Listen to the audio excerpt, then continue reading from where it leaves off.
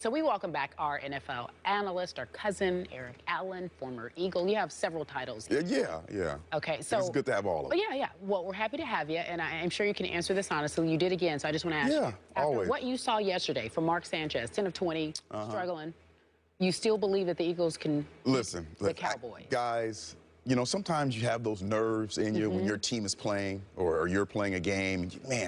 You're not sure about the situation, the outcome. You know it's going to be a very difficult. How I know that? Yesterday, my nerves kind of just dissipated. I just felt free. And I said, why? The Eagles are not playing very well. Why should I feel like this? You know what? Because I learned that there's a clear separation of the top teams in the league and the NFC and then everybody else. Okay. So I understand. The Seahawks are ready and they're rolling right now defensively. They're getting healthy, doing an outstanding job. Of course, you got the Green Bay Packers. And then the Eagles and the Cowboys, the Lions, and whoever else you want to throw in there. You know what? They're not good enough at this point. It really doesn't matter if you win the NFC East because the two best teams right now are the Packers and the Seattle Seahawks. Eagles, they will do well against a team that's, you know, below 15 as far as defense is concerned, and you know, they'll mount a comeback, and defensive line is playing outstanding. Back end is porous. There's some opportunities there for the Dallas Cowboys in the back end. Again, I think these two football teams are pretty good football teams, and they're going to play well, and they're going to, you know, look kind of great, whoever wins. And I think the Cowboys have a great chance because the extra days off prepare for keeping Sanchez in the pocket like the Seattle Seahawks did. They don't have a guy who's going to be able to cover one side of the football field, so that's going to be an issue for the Dallas Cowboys. But again, it just comes down to, you know what, whatever team wins and whatever team goes to the playoffs, and maybe both of them will go, they're not going to have a chance to face the Packers and the Seattle Seahawks. So you're saying, what so this what game does it doesn't matter matter right is now? what you're saying? You know what? What does it matter right now? Wait, they could cancel and say they're co-champs like the Big 12. Maybe. That's it. No, Yeah. I was so disappointed to see the Eagles and how good they looked against the Cowboys. And then just to see again against a very ferocious defense, how they just kind of disappeared. But here's the caveat. Nick Foles do better? I'm hearing he's healthy. No, I don't think so. I don't think so because it wasn't just about the quarterback position. And you saw Shady didn't have anywhere to run. You saw the receivers really didn't gain any separation. And Foles is an outstanding football player for this Philadelphia Eagles football team. He's a pocket passer, but I just don't see any success against the top-ranked defenses in this league right now. They only had the ball over 18 minutes. Didn't have a chance to establish anything. So, again, I think it's going to be an outstanding game. Believe me, I'm going to have my Eagle colors on and rooting them on, but for what? But for what? For what? But for what? Stephen A. The issue at hand to me is that, first of all, you have to crawl before you walk. I don't care what the Eagles are going to do against the Green Bay Packers. I already saw that. Yeah. I don't care what they're going to do against the Seattle Seahawks. I already saw that. I care about what I think they're going to do against the Cowboys. That's where my focus lies. That's where my focus lies. And so for me, what I saw yesterday has absolutely no negative impact whatsoever about the impending upcoming encounter against the Dallas Cowboys this weekend. You know why? You know why? Because the Dallas Cowboys defense does not resemble Seattle's in any way. I'm not remotely concerned about the Dallas Cowboys defense in comparison to Seattle. I know that Dallas's defense can make some noise. You understand? I know that and I understand that. But the flip side to it, whether it's Scandrick, whether it's Church, whoever you want to pick out of the pie, none of them measure up to Seattle's defense. They don't measure up to the Legion of Boom. They don't measure up to Avril and Bennett and those boys in the defensive line. They don't measure up, period. And so for me, if I'm Mark Sanchez and those boys, here's what I'm doing if I'm Mark Sanchez. Woo! Glad that's over. Glad I survived that. I know we lost, but at least I got out of the game healthy. I'm fine. I'll live to see another week. Now this week against the Cowboys. Sure about that? Now this week against the Cowboys. Foles week. Now this week. Well, listen, I believe, I will say this to you. It is a tough call because if I'm Chip Kelly and my quarterback just threw for 96 yards, I don't care who it's against. I'm a bit concerned. I'm a bit concerned that psychologically, I don't know if I could trust you right now. I don't know how much confidence the players have in you right now. Those are questions. So it's a really dicey situation for Chip Kelly, and I understand it. But at the same time, Nick Foles coming in there after being gone all of these weeks, I remember seeing what Mark Sanchez did on Thanksgiving Day. Yeah. And what Mark Sanchez did on Thanksgiving Day was against this team. Right. And so to me, that deserves some strong consideration. Okay. So I would say to you that if I had to venture to guess, and it's just a guess, I'm thinking Chip Kelly's going to think along those lines, keep Mark Sanchez in, but have the mentality of a quick hook in the event that I see you replicating your performance from the previous week, which was yesterday against Seattle. If I see similarities to that, I might have to get the hook, make an adjustment, and get you out of there.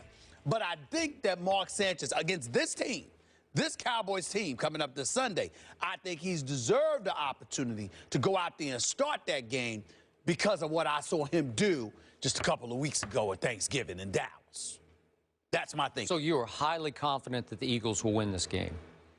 Supremely. Supremely confident. Supremely. Wow. Oh, we went from highly to supremely. Well, you know what? That's like top of the charts, if you right? remember last week, I said it sort of low voice and all of that stuff because occasionally from time to time, I can get a bit suave, smooth, and mellow, and I don't have to be a bit demonstrative and bombastic. I sat there and said to you, when I picked the Seattle Seahawks, I said to you, because they need to beat Dallas. And there's no way on earth, in my opinion, that the Eagles would have beaten Dallas this coming weekend if they had won against Seattle yesterday.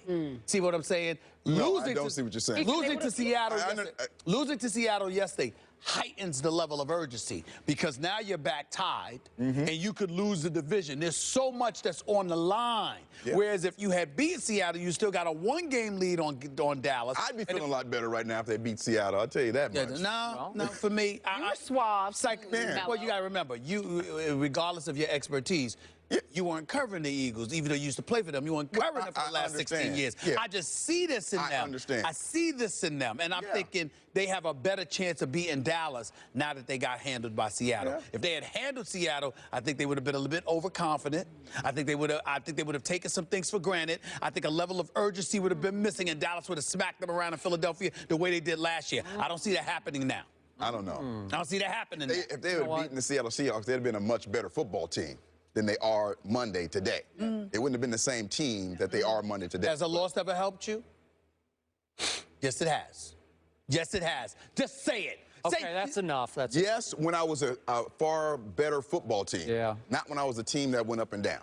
Okay, I'm here to tell both of you should be supremely confident about next Sunday. You should both pull out your green and white pom-poms and shake them all week long. So to help you? No, you just should be, because I am not going to be prisoner of yesterday's moment. I'm not going to fall into the trap of what I witnessed at 4:30 yesterday Eastern Time. You're exactly right about this. My Dallas Cowboys do not belong in the same sentence with Seattle or the same paragraph or the same chapter or the same book or the same archive with these Seattle Seahawks. That was a joke of a game yesterday. It was a complete and utter mismatch, and you were exactly right. The Seahawks are way up here. Then Green Bay's right here to me, and Seattle can win at Green Bay if Seattle is forced to do so. So you're right. It's those two, and then it's TCU and Baylor over here playing for the Big 12 co-championship. But in this, I'm not going to forget the fact that I witnessed on Thanksgiving Day, or as I call it, Tanksgiving Day in Dallas, because they tanked. They flat out. Mark Sanchez looked like Roger Staubach at Texas Stadium in that game. Am I right about that? He did. He was superb, both throwing and running the football. And my Dallas Cowboys can generate little to no pass rush. So they got Mark one time in that game. Yesterday, he was under fire from start to finish. He didn't know where he's looking around. He didn't know where he might have run backward one of the times. And in that game on Thanksgiving or Tanksgiving, do you realize that LaShawn McCoy ran for 159 yards and the Eagles ran for 256? And then they couldn't get out of their own way against Seattle yesterday? So I'm not buying any of what I saw yesterday as it pertains to how the Eagles are going to play against the Cowboys. I have three factors, small factors going for me. As you point out, I got 10 days to get ready for this game.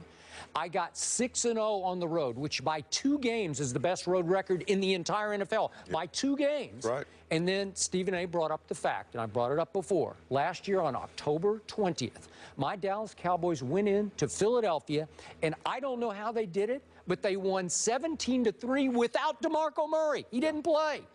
It was Joseph Randle going for like 65 yards rushing, and it was Nick Foles playing 3 quarters before he got knocked out of the game. And in those 3 quarters, he went 11 of 29 for 80 yards against my Cowboy, that abominable defense of last year. I don't get it. I can't explain it. Tony Romo threw a couple of picks, but he also threw 3 touchdown passes and threw for 300 yards. So do they feel good about going to Philadelphia just because they have good vibes from last year? Maybe, but I got to tell you, even though you were hard on Fletcher Cox, I thought he was flying around yesterday. No, he was great. I was just talking about the one play good. when his ankles almost got broke. That's all I get it, but Connor Barwin is, he is, you want to talk about balling, man. He's hard to deal with right now. They're getting it done up front. They are getting it done up front. And I love my man Malcolm Jenkins and what he's been doing, but he got beat yesterday. Well, he dropped an interception. He dropped an interception, It could have changed things. I don't think it would have won the game, but it would have changed the complexion of that game. He's been fantastic. But I got to tell you, their defense has come around. Early in the year, it was combustible, man. Right, but now, it's pretty good. I think it's better than Dallas's defense right now. I do. Yeah, I agree too. I agree up front. They're doing a great job getting after quarterback. The couple things, and great points. The couple things that I take out of this is the Eagles offensively right now. If you're able to bottle up the running game, receiver-wise, it's a system, not an individual. They don't have a Deshaun Jackson who can flat out, put one-on-one, will 4-3 you to death. They have a system. And if you have those extra days to prepare, you can put your guys in place for the system. The bubble screen, Huff and his ability to be able to get, Let me throw a question at you, though. Especially going up against Seattle, guys. You know what they can do, particularly against the run, and we understand their speed. But Darren Sproles is no joke. Shady McCoy is evasive. I think Jordan Matthews' profile should be elevated above Riley Cooper, to be quite honest with you. Okay? So when you look at a Matthews with a Macklin, with a LaShawn McCoy, with a Darren Sproles, with a Riley Cooper, with the Brent Selleck or the Ertz or whatever, Ertz dropped a pass to, even though it was a bit high. That was high. That was high, but he should have caught it. He should have caught it, but it was high. You got to catch that. For me, what if the Eagles just abandon the run altogether and go to just a pass and attack with all of them? Well, all of them. Again, that would be a huge wrinkle, and it would take some adjustment for the Cowboys' part to trying to catch up with that. And that could be a possibility because now you're working with receivers in the inside. Against anybody. Yes, I believe so. I think that could be a good little twist to what they're trying to do because if you get ready for the system, you have some luck and get ready for the system. I think eventually this football game will come down to offensive line of the Dallas Cowboys versus the defensive line of the Philadelphia Eagles. Kerry, Skip, Eric, be mindful that they called Chip Kelly's offense predictable. Yeah. Bobby Wagner did. If you're Chip Kelly, you need to hear that. Yeah.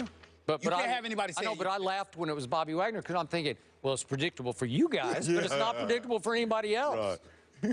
Yeah, but anybody that says that you should pay attention to. It looks like you got to leave us. Apparently, you have other obligations. Yeah, I have some things I have to. Do you want to just stay here? That's what happens when you're big time. That's what happens when you're big time. Got bigger shows to do. You have bigger shows to do? Hey, this is my highlight of my day. Yeah. I understand that. Come here in the octagon and hang out with us. When I'm walking around the campus, everybody, I saw you on first take. That's right. Welcome to the big time. Well, they do say that. No, welcome to the bigs, my friend.